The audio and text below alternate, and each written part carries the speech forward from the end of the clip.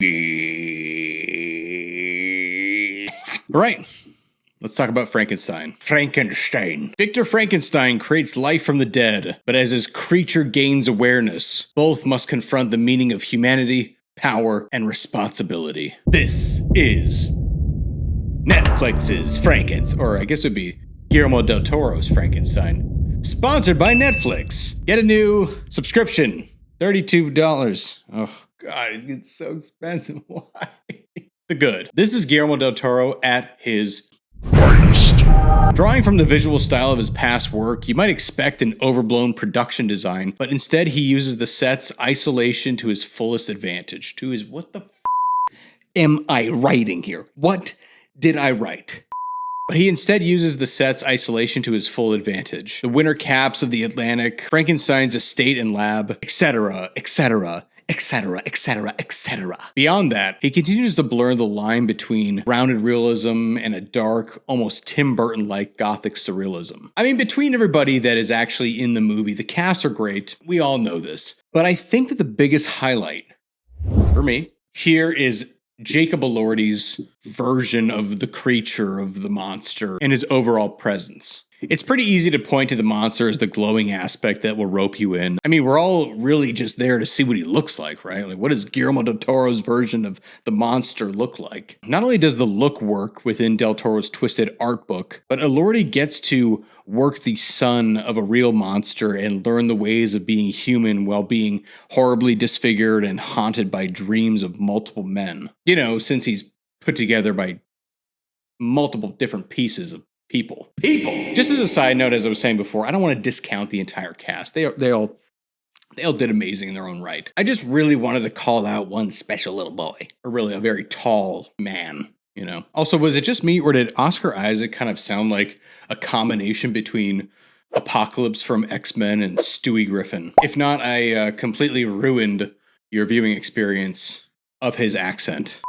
The last thing I really wanted to praise was just the sheer amount of stunts and practical effects that went into this production. The wire work showcases a strength reminiscent of a superhero, delivering action sequences that feel genuinely thrilling. The production design, while always impressive, stands out here for its intricate details that seem to breathe and move within the frame, creating a space that must have been incredible for the actors to actually live in. Also, just seeing kind of a human on a table spread out.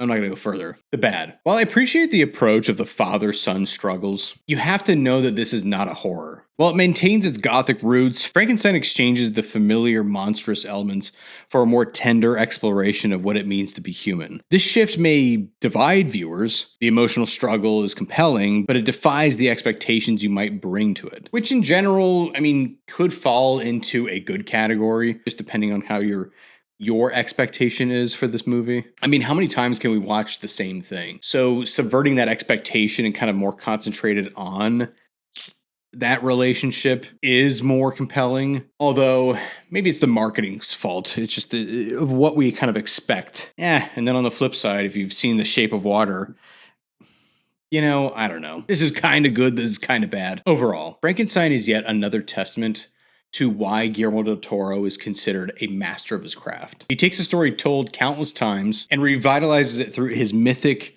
intricately handcrafted direction, giving the actors room to fully inhabit a world that feels lifted straight from the pages of Mary Shelley's novel. Go see it. Now, run.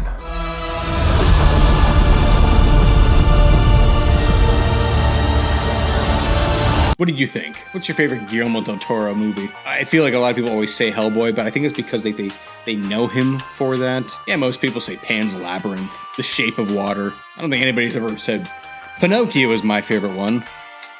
I really don't know how many people have actually seen it. And nobody says Crimson Peak. Nobody. That's a weird one. That almost kind of feels like a prelude almost of what it's like what he failed in Crimson Peak, he made up for in Frankenstein. It's almost like the same, it's kind of like the same world. Just saying.